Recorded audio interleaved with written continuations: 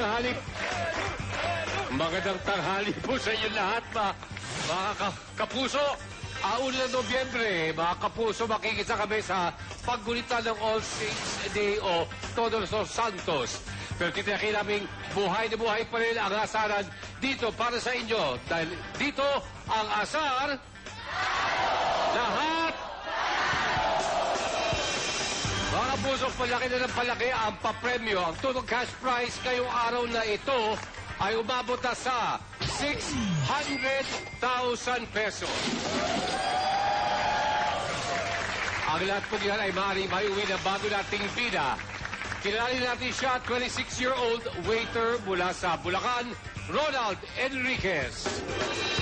Si Ronald Enriquez, 26 years old, waiter, taga Bulacan. Agresibo, mahilig sa kompetisyon, kay papugian o vegan ang basketball man. Before sa contest kasi okay yung build ng katawan ko. Tapos,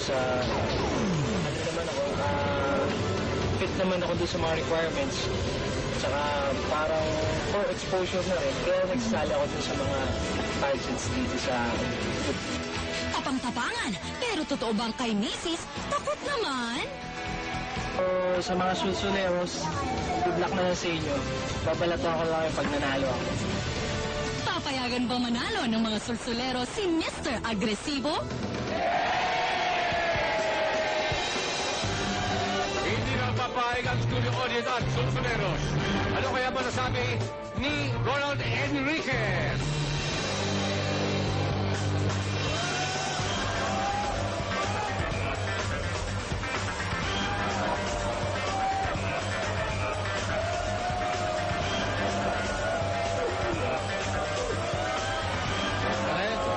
Welcome, Ronald. Nakita mo rin sa lubog sa iyo, no?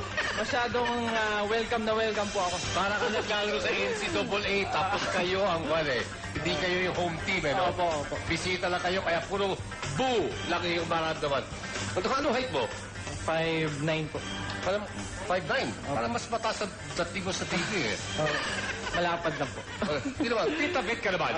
Ikaw, 26-year-old waiter at gano'n ka tagal naglalaro ng basketball? Since elementary po. Elementary. May nakapagsabi sa akin na minsan nag-try out ka sa San Sebastian? Opo, hindi tayo pinalad eh. Maraming tall and much more skilled. Iba na ngayon kasi yung mga kabataan, eh, no? Ang gusto ko sana malaman yung sa barangay nyo naman, sinong bida? Ako po. Ikaw, sa team nyo sa barangay. Nagcha-champion naman. Opo.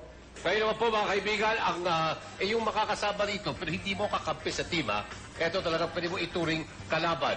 Ito po ay ang grupo galing sa Bagong Silang, Caloocan, ang Tropang Hamog!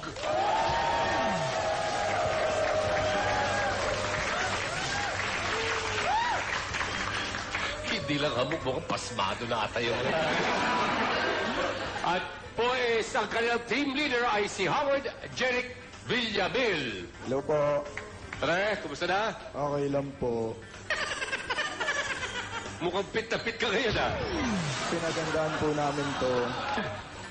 Ang hiling po ng ating mga susuneros ay... Electric fan! Isa lang para sa inyo lahat? Hindi po.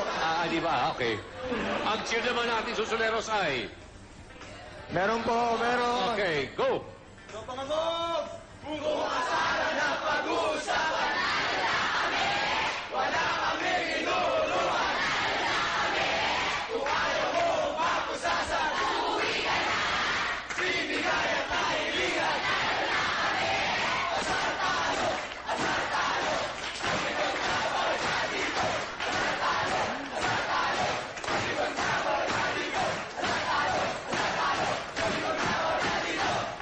Okay, at kayo po ay Okay na. Tapos na. Ganda. Tama. Nahamugan. Mga kaibigan, at kasama po natin mga susunero ay ang ating kapitang kontra for the day. Walang iba kundi si Joey Josa!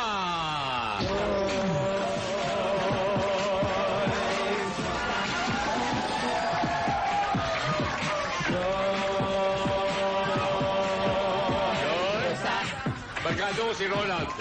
Barkada ba? Barkado ko. Since when? Matagal-tagal na. Siyempre sa basketball. Hi, Ronald! Hello po. How are you, Ronald? I'm good. Nakita namin asawa mo, parang batang-bata yung misis mo. Saan mo nakilala? Ano po siya? Friend ko po siya niya. Friend mo noon. Opo. Ngayon ang pangasawa mo, kaway mo na ngayon. Hindi po, friend pa rin. Dapat pa natin Naging friend forever na. Ngayon po, wala ka na baka. Friend forever na. Best friend forever. Ayan po. Okay, simulan na natin ang game. Joy, Yeah. Ronald, please, maghawakan kayo ng baba. Ako ka ng baba. Huwag mong ilapat. Opo. Ayoko ilalapat. Para makita yung jawline. Okay, ito lang. Kayo ba nangangako na walang personal na kasaran lang? Opo. Yes. Okay, pwesto ka na. Miss Joy Yosa.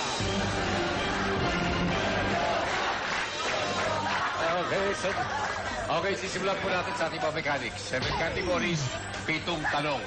Sagutin mo ng tamang ating 7 questions, 150,000 pesos. Pero, sagutin mo ang ating mga questions na wala kang mali at hindi ka gumamit ng salbabida, dadagdagan pa namin yan ng aming sinasabing sackpot worth 450,000 pesos. Ang grand total yan, 600,000 pesos ang maaari mo maiuwi sa misis mo. Opo. Okay, ngayon naman, ang problema rito, minsan ka lang pwedeng magkamali. Magkamali ka 2 beses, Ronald, I'm sorry, Out na. balik barangay ka na. Okay? Pero kung sakaling mahirapan ka ng konti, sabihin mo sa akin, pero man lifetime o yung aming tinatawag na salbabida. Okay? So ito muna. Pang ano lang, papakilitik, 5,000. Yun, thank you. Para, Marcy? Parang kulang na naman. Si Marcy, ginawasan na naman ng 500. Pasensya ka na, kukunin ko kay Marcy mamaya yan. Halika na. Dito muna tayo, my friend. Okay. Eto, level 1 tayo ngayon. Unang tanong is for 10,000 pesos. Siya, Simang, ayan ang iyong mga kategorya. Ronald Enriquez, pumili ka na isa. Shortcut. Shortcut. Yan ay tungkol sa mga abbreviations. For 10,000 pesos, your question is, ano ang 2-letter abbreviation ng salitang bundok in English? It's so hard. Hindi. Sakto po sa Halloween. Sakto sa Halloween yung kanyang suot o yung siya lilipad? Nalilipat po. Siya lilipad. Dali naman yun, di ba? 2-letter abbreviation ng salitang bundok in English. Opo. Lumalaban ka. Simula pa, talagang competitive nature niya yan. Lumalaban to eh. Tignan ko lang mamaya kung makalabang ka pa. Tingnan muna natin kung tama si kaibigan Ronald. For 10,000 pesos, bibigyan ka kami ng 7 seconds. At after which, kailangan mo ko sagutin within the 7 seconds. Okay. Timer, please. Empty.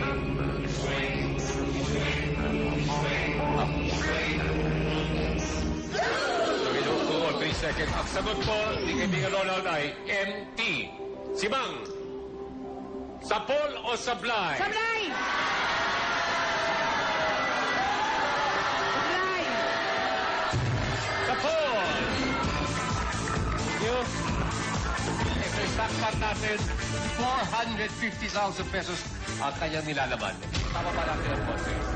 Para makita mo lang. Kukunin ko na po. Dapat mo lang kunin. Dapat. Casey, maraming salamat. Thank you. Where are you po? Where are you? Yung po ay tungkol sa geography. Magaling sa geography? Patay ka na. Medyo po. Medyo. Magaling naman sa. Okay, for 50,000 pesos, Ronald Enriquez, this is your question. Piliin ang pinakamalapit na sagot.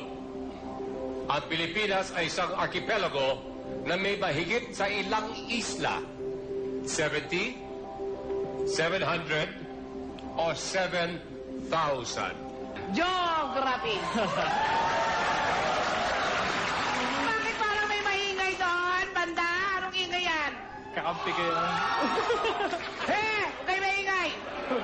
Maingay kong kapitbahay na ito. Ikaw ba, good mood ka ba ngayon o bad mood? Kumusta yung gising mo? Ayos lang, nakapantulog pa nga ako. Huwag na. Kabalaban. Kaya mo na, wag na. Okay. Do you have the timer again? Ronald, within 7 seconds, please, your answer. Yes. Timer starts now. Geography, 7,000. Geography. Ang sinagot po ni Ronald, 7,000. Tingnan natin kung nalampasan na namin ang level 1. Si Mag, Sapol o Sablay for 50,000? Sapon. Sapol! Okay. Ibabauli natin ang sackpot. Eto na, minus 2 question na tayo. 5 na lang. Sa'yo ang sackpot worth 450,000 at ang ating price, regular daily price of 150,000. 600,000 pesos ang total. Okay? Kumusta ka na?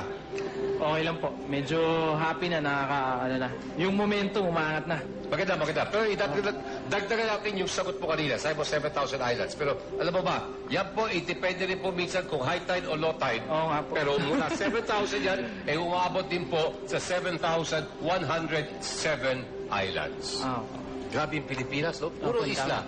Napapaligid tayo ng tubig. Pero lagi tayo walang tubig. Okay. Ngayon naman po, lipat tayo sa next level. Ready ka na? ready po. Okay, Ronald, sama mo ako sa level 2. Itong si Mang Ronald.